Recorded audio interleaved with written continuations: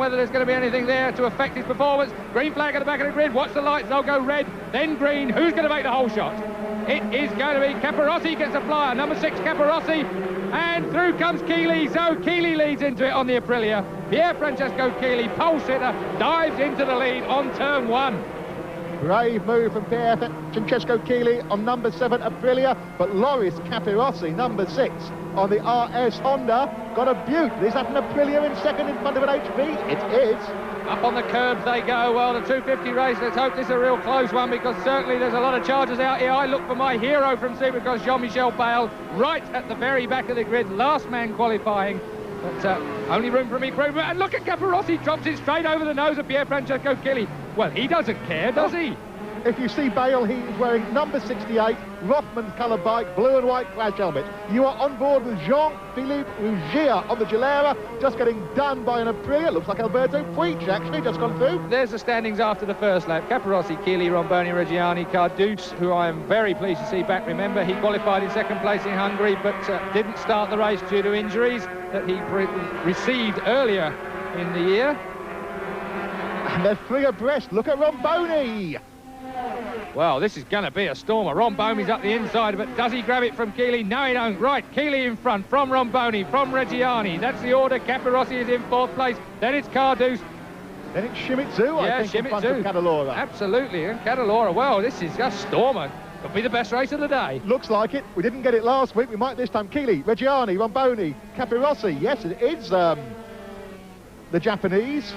There's Biaggi. Well, we were worried about his bike, Keith. They got it started, but it's parked. Well, at least the camera works, I suppose. But Biaggi then, Max Biaggi, out of this one. We're not going to be getting any pictures from his bike. He will be well cheesed off with that. But at the front, they're still on it. It's Keeley leading from Reggiani, from Romboni, from Caparossi. The superb Caparossi. Great and outstanding ride there. What about the bloke in front of him, Romboni, on the same machine? If you prefer that, Julian, you take your ones and I'll take... They've got it down. That is Shimizu, the man, the kamikaze. Oh, dear, stay away from it, guys. Oh, and look at that Rougier, big wheelie, and almost wheelied over it. Well, something Paul Malin will be able to comment on later. That, I hope they've got the flags going. They have. I hope these guys all see it, but that's a dreadful place for a machine to be standing. There's the other Aprilia going through Lovato, and the Marshals and Shimizu, Masahiro Shimizu, get the thing up right. Keith, what happened? Well, it looked like we picked it up quite late on there, but he just got punted very slightly here by Schmidt. Oh, he was so lucky to get rolled out of the way there. Well, hand in the air as it might well be from Shimizu. Really, what a get-off that was. Bit of a high side there. Romboni then, Caparossi and Cadalora. Carduce is 3, 8 is Schmidt. That is the race order at the moment. Romboni, like you said, oh, and a bike breakdown. Well, I never... A handful of clutch. That looks like he had a seizure of some kind there. He's stamping up. No, gearbox, I think, is the problem with that. Oh. He is unhappy and quite justifiably. So Doriano Romboni then, a retirement. Not only is the gearbox finished, so will the tank be in a minute. I remember a young Hewan used to indulge in that sort of tantrum from time to time, didn't you, Keith? Till they started charging me for the bits. Keith Hewan, reformed tank puncher. Keeley leads from Reggiani from Cadalora. Caparossi in 4th, Schmidt still 5th, and Carduce now down to 6th. So Schmidt has managed to get in front of Carduce, so that's a good ride from the Yamaha rider. Now then, is Reggiani, having seen pitfalls, no doubt that Cadalora is behind him, is he giving race leader Pier Francesco a bit of a hurry up? So, oh, look at this, and now Schmidt is in front of Caparossi. So Schmidt on the Yamaha is absolutely charging. Cadalora goes out of picture in front of us. So Schmidt is now 4th. What an amazing ride from the German. Cadalora is actually closing a little on Reggiani. That was a 7.4 second gap. So it's a second and a half. Cadalora has responded to the challenge of Schmidt, and what is now happening is that those two men are closing in on the Aprilias in the lead. But don't forget, it's still a massive cushion they have. Well, while they are subjecting us to this massive cushion at the front, let's go back to the studio and have a quick word with Simon Buckmaster if we can, because a couple of points that might be interesting to viewers is these 250 guys, some great guys out on the 250 class here. The 500 could do with a few new names and some new youngsters in there. You, I know, are a bit of a campaigner for young riders coming through, Simon. So, I mean, what's the sort of transition that these guys have to go through to get into 500s, and is it very easy for them, do you think? I don't think it's very easy. Revilla is a classic example, you know, the 1989 125 world champion. Then he went to 250, and then he moved to 500. He's doing, he's won a GP this year, doing a great job. Capriotti's taken the same curve, and you know, he's a good exciting prospect because it's not a full factory bike he's on. You can see he's out there doing a real good job. So yeah, Capriotti's like the main one I'd pick out. It would be very exciting to see on a 500. Okay, and what about conversely, going back from 500 to 250 like Keeley did? I mean, Keeley's made, in fact, in my view, he's a better 250 rider than he was a 500 one. I don't know whether that's a bit harsh. Possibly a bit harsh, but he was a good 500 rider, and now he's doing the business on the 250s. Yeah, I think that's a hard curve to make, and Keeley's done a great job there. All right, well, let's have a word with Paul Malin, because we've had a chance to see Jean-Michel, my hero from Supercross, out there. So, but he's got flies on the back of his helmet at the moment, though, Paul, so perhaps you can give us a bit of a reason for that. You obviously heard me, did you? I didn't, actually. Oh, right. Because I was going to say he's got more on the back of his helmet than what I had on the back of mine, but... no, I mean, I expected him to qualify and maybe be at the back of the grid, and I didn't think that he'd score points. At the moment, it's not looking like he's going to score points. There's a few of us got a little bit of a wager on, and at the moment, there's 3 of us that are in the same frame of mind at the moment. What about all the people? I mean, mostly from motocross, I have to say, and I know that you weren't too over-enthusiastic about what he might achieve here, to be absolutely fair, but there are a lot of people in motocross that thought he'd go here and really tear up the weeds and show some of the road racers something to do. I mean, what do you think's happened to that? Well, I think it's all right doing laps around a road race circuit on your own against the clock and thinking that you're fast. But when you're riding with the fastest guys in the world and you've never experienced an actual race, plus he's never crashed before on the road that I know of, and that's going to hurt. But it's a lot different when you've got like 40 riders going into one turn on a road race track in comparison to a supercross track or a motocross track. Well, great stuff. I think that you're looking for a challenge here to get a few road racers into Supercross or motocross.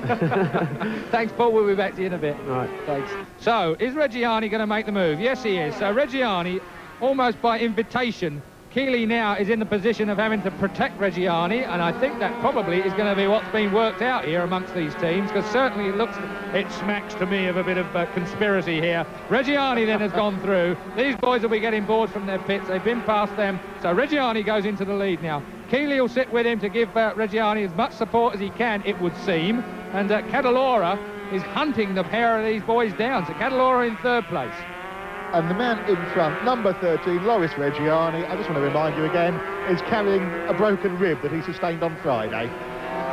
The man is miraculous. Anybody who's ever watched Speedway will be familiar with the concept of team riding. I think that's what you're looking at here. Yeah, it's all very neat and arty, isn't it, at the moment? It's not doing much as far as us sticking to the ceiling of the commentary box. Indeed. But great to see anyway, but really the interest has to focus on Cadalora and what he can do, and really the laps are winding down now. We've not... Oh, Schmidt's in front. Schmidt's now in 3rd. So we have 2 Aprilias leading in 3rd place, the Yamaha of Jochen Schmidt, and Cadalora, as we suspected, going backwards in 4th place. Well, there's a shock. Now, that's just the sort of thing that we need.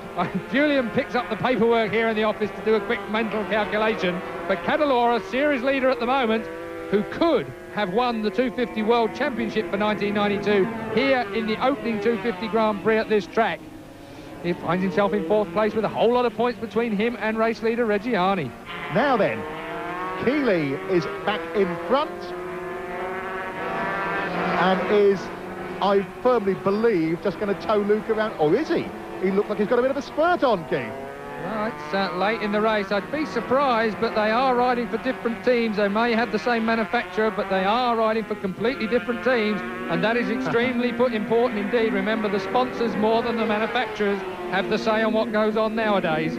Yes, it's not like the old days where it was factory versus factory. Nowadays, and for a few years, Keith, it has been team versus team, has it not? This is the charge, the last lap, and Reggiani puts in the fastest lap now, and it gets closer and closer to Keeley's pole time.